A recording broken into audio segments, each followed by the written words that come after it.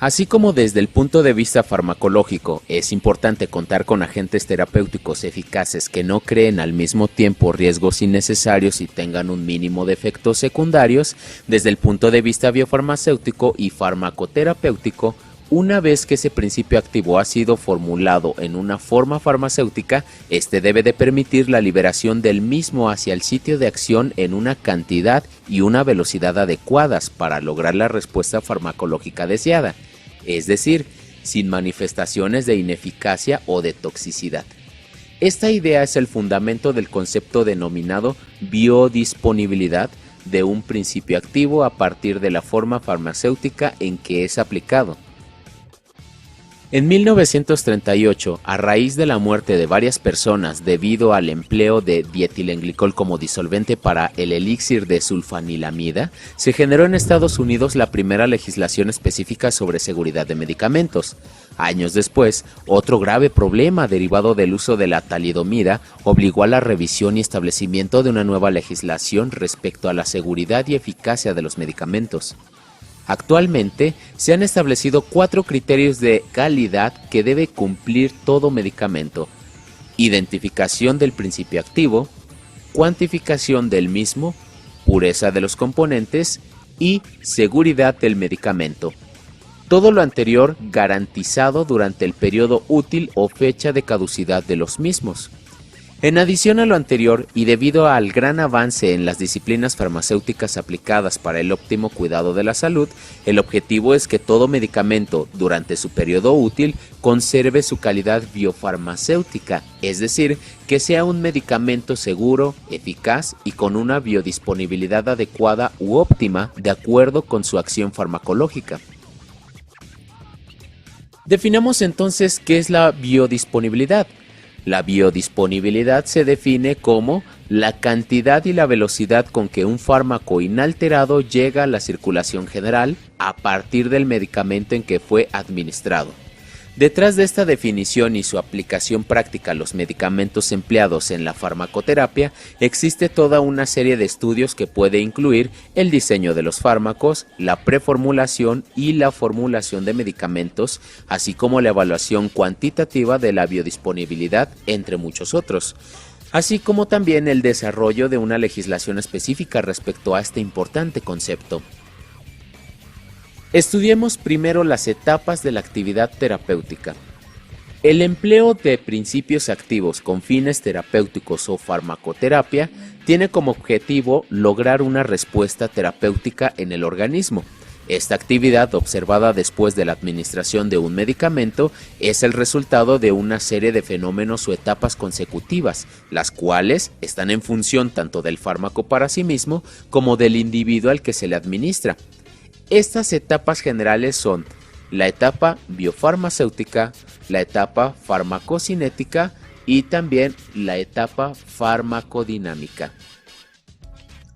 Como podemos observar en nuestro pequeño esquema, las etapas consecutivas involucradas en la manifestación de la actividad terapéutica de un medicamento siguen el siguiente orden: la administración del medicamento, consecutivamente viene la fase biofarmacéutica, después la fase farmacocinética, tenemos la fase farmacodinámica y por último la actividad terapéutica. Analicemos primero de forma generalizada la fase farmacodinámica. La fase farmacodinámica involucra la interacción entre el principio activo y el organismo al cual fue administrado. Se ha observado que con frecuencia hay una relación entre un efecto farmacológico medible y los niveles plasmáticos, es decir, las concentraciones del fármaco. Asimismo, en esta fase farmacodinámica, la concentración del principio activo en la biofase o sitio de acción del fármaco es el parámetro principal de la respuesta. En este pequeño esquema, tenemos las variables relacionadas con las etapas farmacodinámicas y farmacocinética, que son determinantes para la actividad terapéutica del medicamento.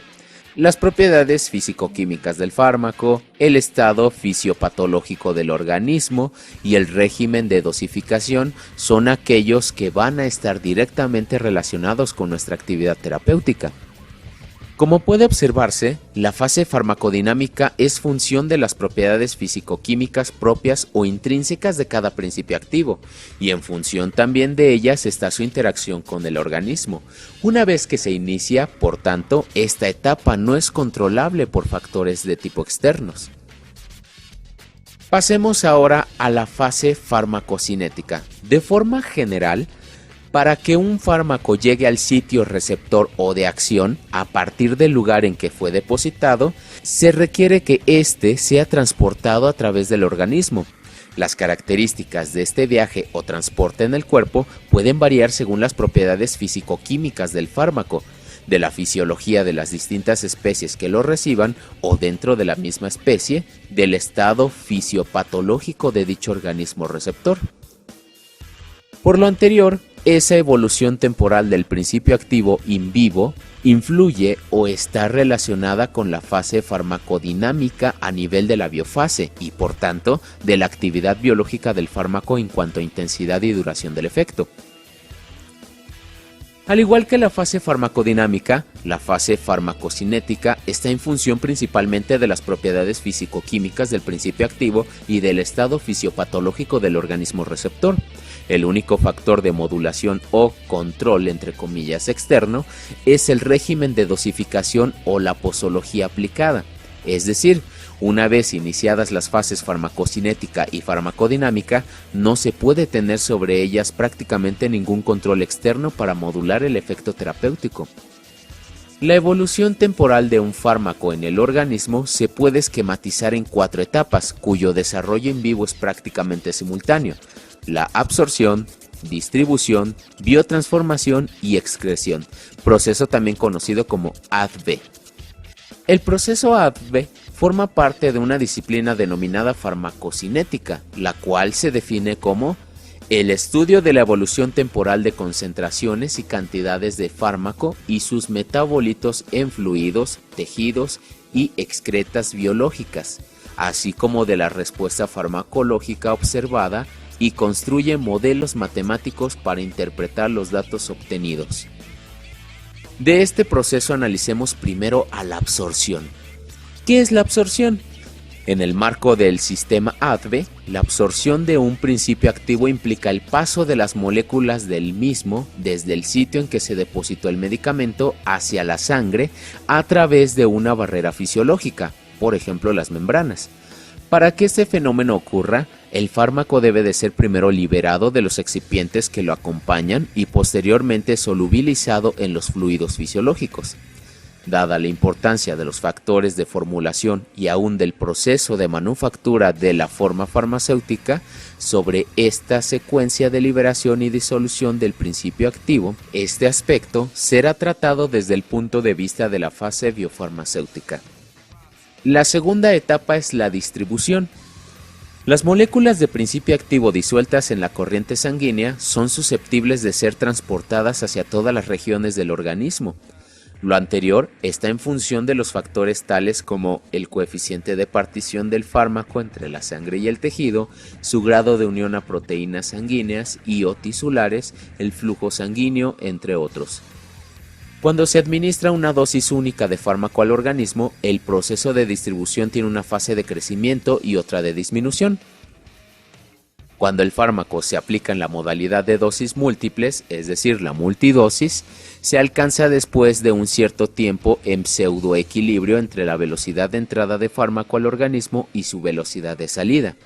Otra manera de alcanzar este equilibrio es a través de una administración que permita una velocidad de entrada constante, como es el caso de una perfusión intravenosa. Tenemos las etapas de biotransformación y excreción. La presencia de una molécula exógena en el organismo desencadena fenómenos que conducen a la desaparición del mismo. Un fármaco puede ser excretado del organismo como tal, una molécula inalterada o como molécula biotransformada.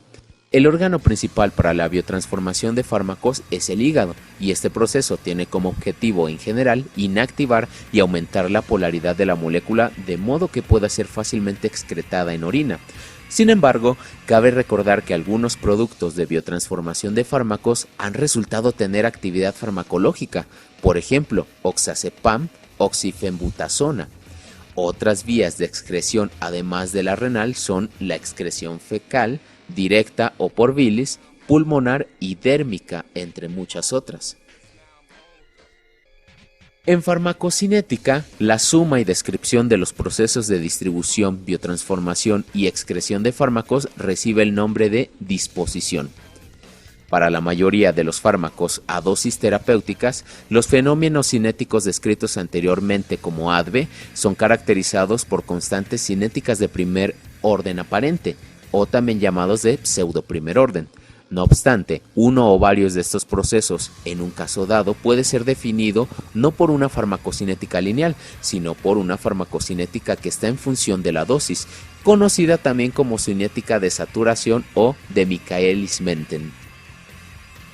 En cada uno de los casos anteriores, los datos farmacocinéticos cuali y cuantitativos deberían tratarse y ser interpretados de modo independiente. Como se ha mencionado con anterioridad en el inciso de la farmacodinámica, una vez iniciada la fase farmacocinética, poco control externo se puede tener sobre ella para modular el efecto terapéutico. Se considera que las publicaciones del Dr. Thiorel en 1937 marcaron el nacimiento de la farmacocinética.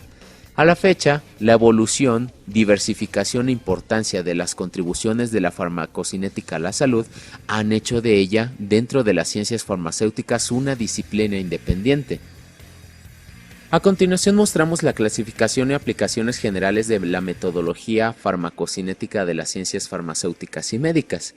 Tenemos que los métodos para análisis farmacocinético son los modelos compartimentales clásicos, los modelos de los momentos estadísticos, modelos del método aproximado y los modelos fisiológicos.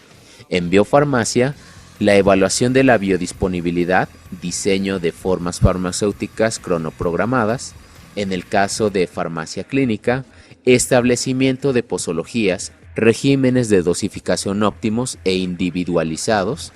En toxicología, estudios de residuos, toxicocinética, contaminantes ambientales y en farmacología, relación dosis-efecto, los estudios de biotransformación. Con esto terminamos la primera parte de